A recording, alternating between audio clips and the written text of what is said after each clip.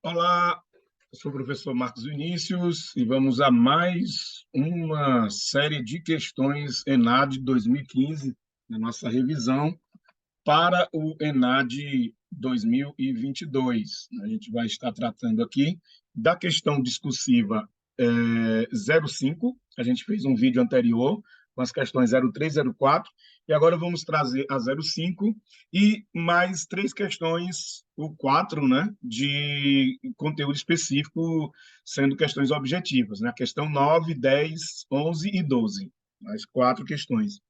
Vamos lá, então. A primeira questão discutiva 05, ela vai tratar das características qualitativas da informação, né?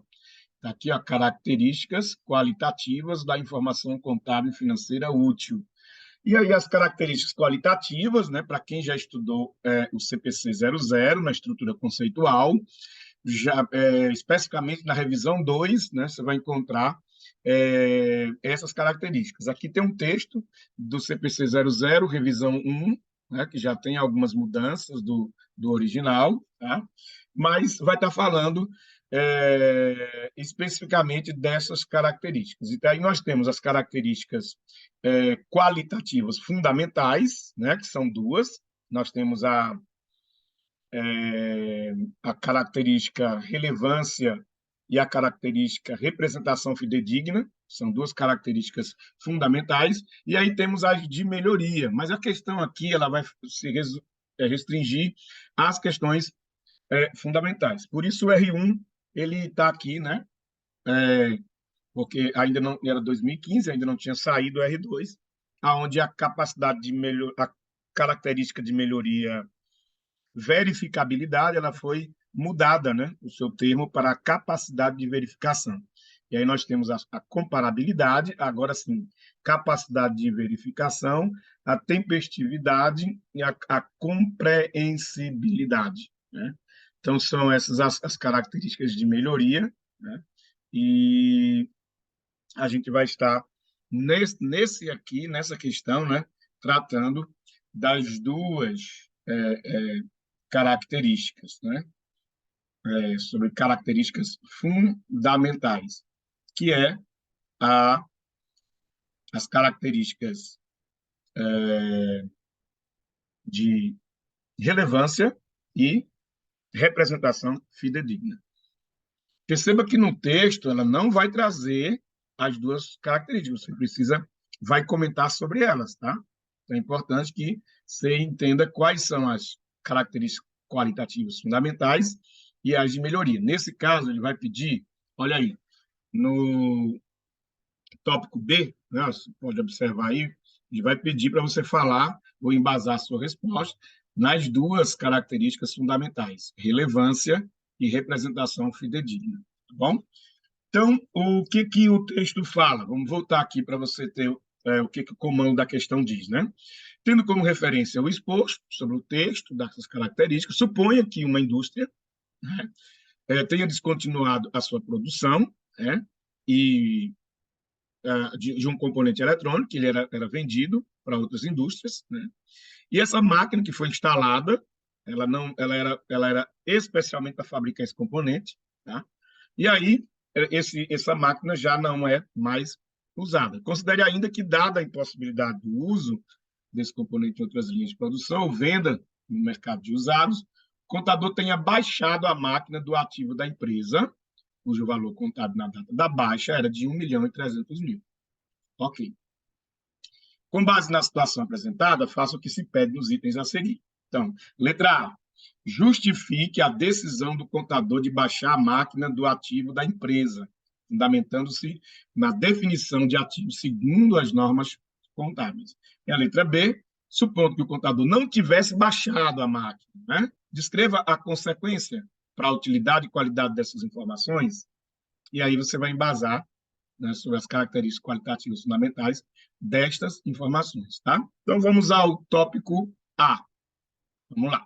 Como é que a gente colocaria aí, né, a justificativa da decisão do contador de baixar a máquina? Bom, o contador, ele registrou corretamente a baixa, pois a máquina perdeu sua capacidade de geração, de gerar futuros benefícios econômicos, né? Ou futuros fluxos de caixa, como queira, para a entidade. A máquina é um ativo e, por sua vez, é um recurso controlado pela entidade como resultado de eventos passados e do qual se espera que fluam futuros benefícios econômicos para a entidade. Tá certo, pessoal? Então, essa seria a justificativa, tá? Porque agiu corretamente o contador, tá certo? E agora vamos ao ponto hipotético, né? Hipoteticamente, digamos que esse contador não baixasse a máquina, o que aconteceria? O que isso teria de consequência? A qualidade das informações? E aí entra, né, a citação dessas características, relevância e representação fidedigna. Vamos lá? Então, a gente escreveria assim, no tópico B, na letra B. Caso o contador não baixasse a máquina do ativo, a utilidade da informação contábil financeira teria sido comprometida, pois não seria retratado com fidedignidade à realidade e, portanto, os relatórios não atenderiam às características qualitativas fundamentais, representação fidedigna e relevância, fazendo com que a tomada de decisão dos usuários fosse prejudicada. Certo? Então, você pode resumir aí. Se você quiser acrescentar mais alguma coisa, falando né, detalhando as características, também você pode ficar à vontade, tá? Se a representação fidedigna, de você falar sobre as suas subcaracterísticas dentro dela, né, que é ser completa, ser neutra, ser livre de erros, você também pode falar, né? E da relevância, que é a questão dela fazer a diferença, né, que vem lá da Convenção da Materialidade, né? Ela fazia diferença na tomada de decisão. Né? E aí, se eu tenho uma informação errada, né? Não baixou a máquina, mas a máquina ela não entra mais nessa produção, né? de resultados, de futuros benefícios econômicos, se ela não tem mais esse... Então, o que vai acontecer? Se ele não baixasse, essa informação ela seria capaz de que fossem tomadas decisões erradas, né? Por causa da relevância, que tem que ter a informação, tá? E também ela não seria completa, no caso da representação fidedigna, né? Ela não seria neutra, que ela seria tendenciosa a falar de um ativo que não é mais provedor de benefícios futuros, tá? E ela também, né, não estaria livre de erros. Haveria um grande erro aí, ok? Então é isso, pessoal. Essa é a nosso padrão de resposta para a questão 05, questão discursiva. Ok? Beleza?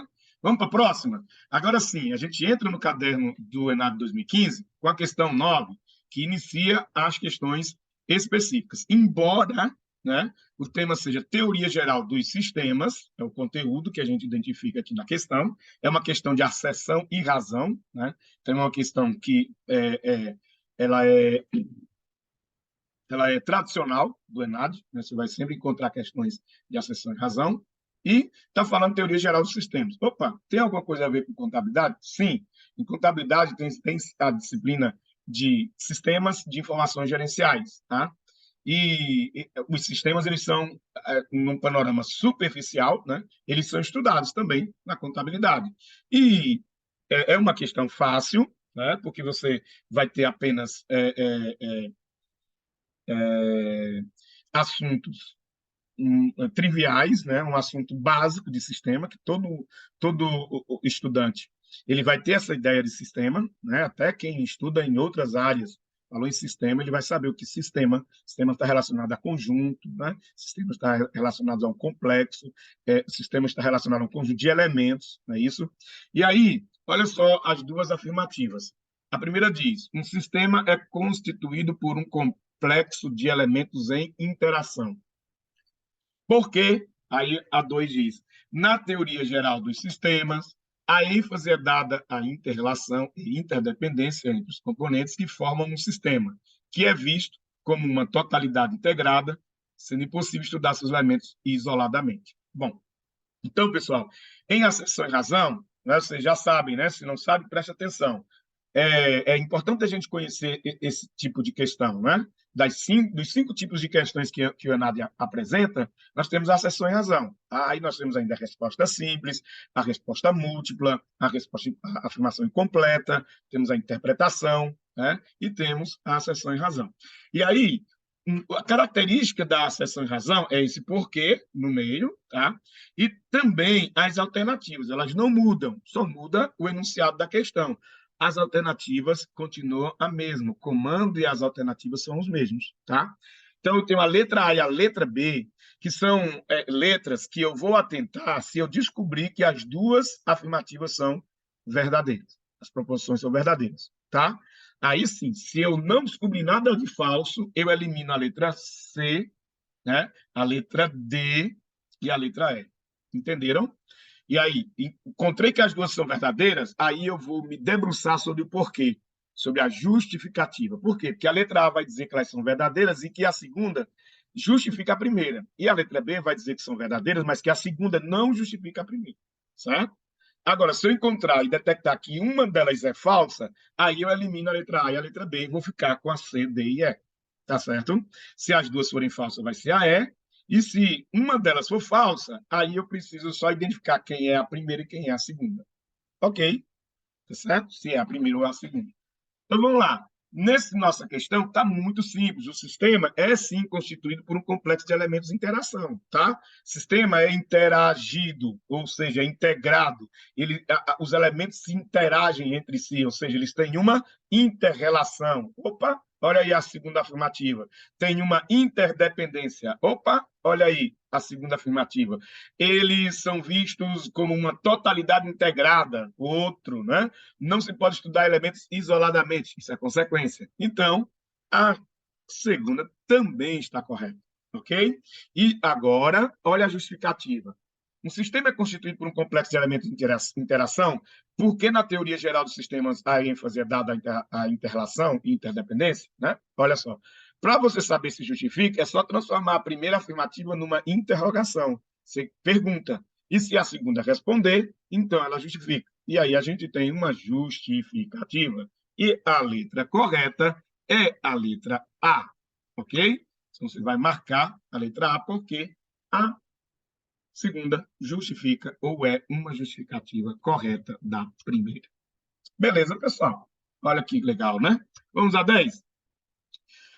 Bom, a 10 é uma questão que vai falar sobre as escolas de pensamento norte-americana e italiana. Olha só, isso a gente vê em Introdução à Contabilidade ou Contabilidade Introdutória, tá? Você vai ver esse assunto na História da Contabilidade, certo? Na História da Contabilidade, você vai se deparar com o surgimento das escolas europeias, que é a Escola da Lombarda, a escola da Toscana, a escola veneziana, são escolas europeias e são especificamente italianas. Tá? Quando se fala de escolas europeias, são escolas italianas. Elas iniciam, tá? E elas focam muito na ciência. Tá? A escola italiana focou na ciência, na teoria, sem se preocupar muito nessa ligação com a prática, trazendo as informações contábeis para a prática, tá entendendo? E a escola norte-americana, ela surge depois com o declínio da italiana, é importante dizer isso, ela declina por causa do seu excessivo cuidado com a teoria e em detrimento da prática.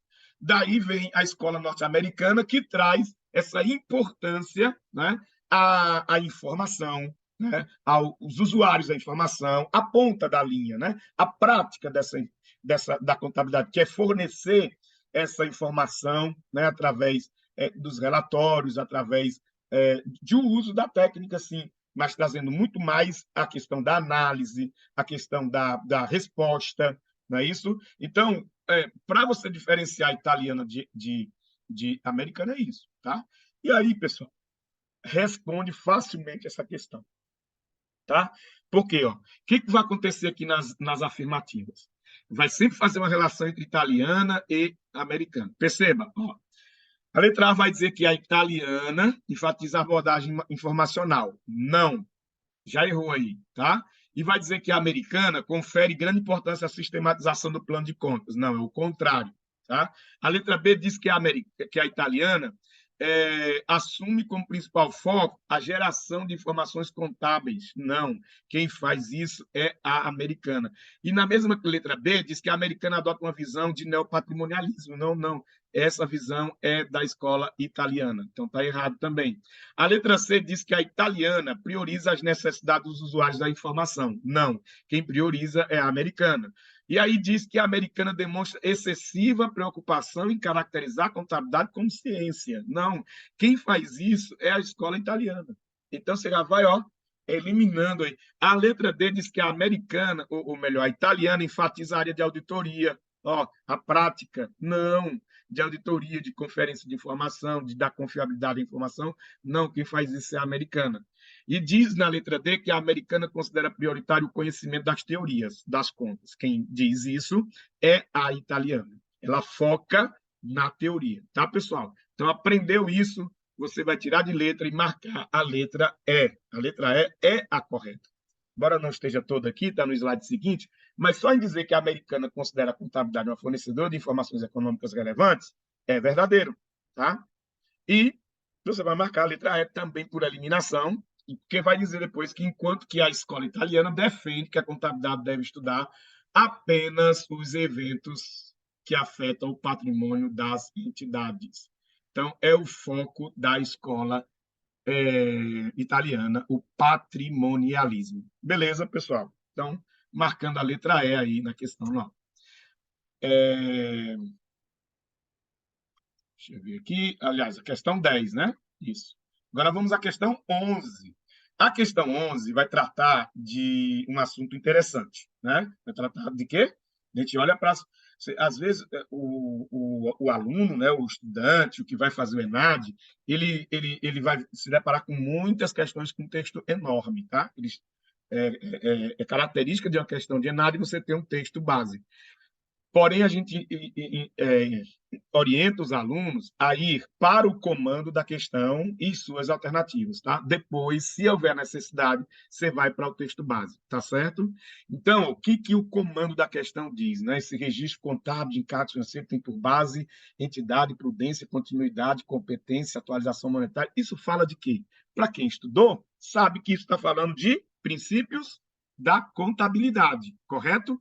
E, dentre eles, um que já foi revogado, né, mas não desapareceu, ele continua lá no registro do valor original, né, que é a atualização monetária.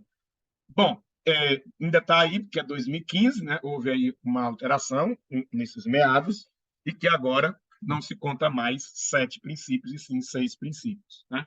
E aí nós temos dos 6, nós temos 4 deles válidos aí.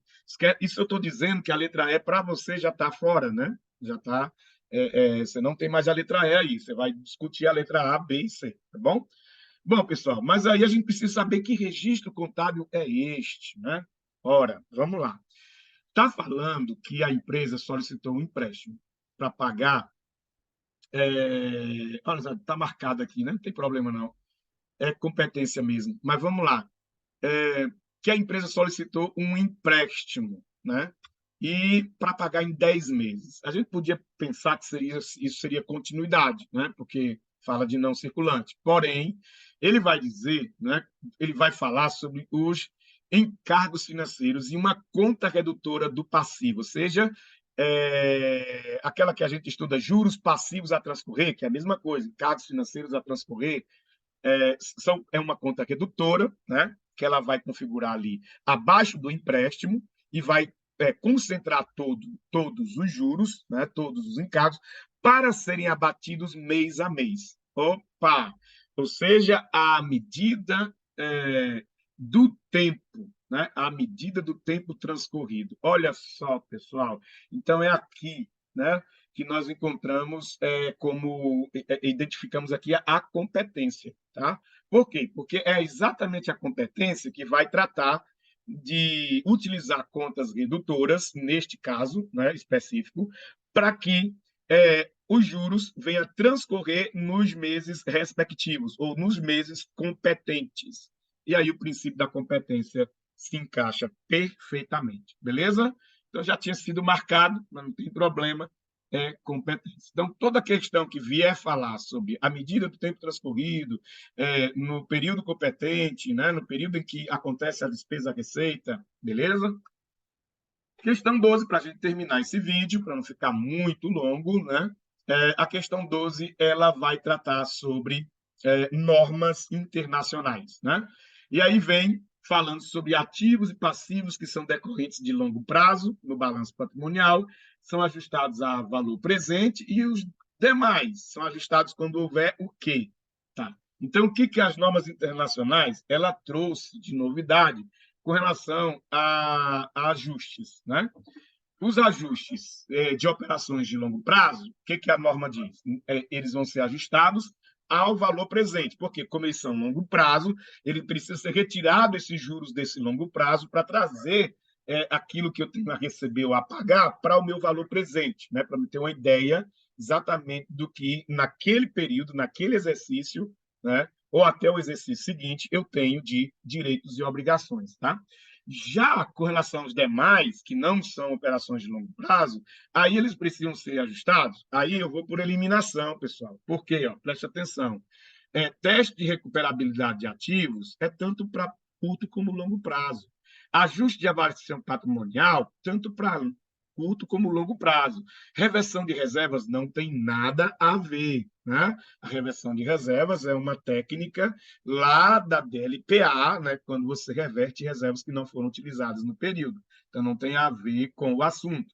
Provisões de perdas também não, tá? E aí sobrou efeito relevante, que é um dos assuntos muito badalados nas normas internacionais. O efeito relevante é para dizer assim, precisa ser ajustado se for uma discrepância relevante, importante, for um valor que do ajuste para o real seja enorme, ou cause impacto, aí eu preciso ajustar. Senão, eu não preciso fazer ajustes, tá certo? Por isso que a maioria dos demais ativos de curto prazo, eles não são ajustados, porque não tem uma relevância, beleza? Então, letra A, marcada com sucesso. Ok, pessoal? Até daqui a pouco com mais vídeos do nosso ENAD 2022, com análises do ENAD 2015. Ok?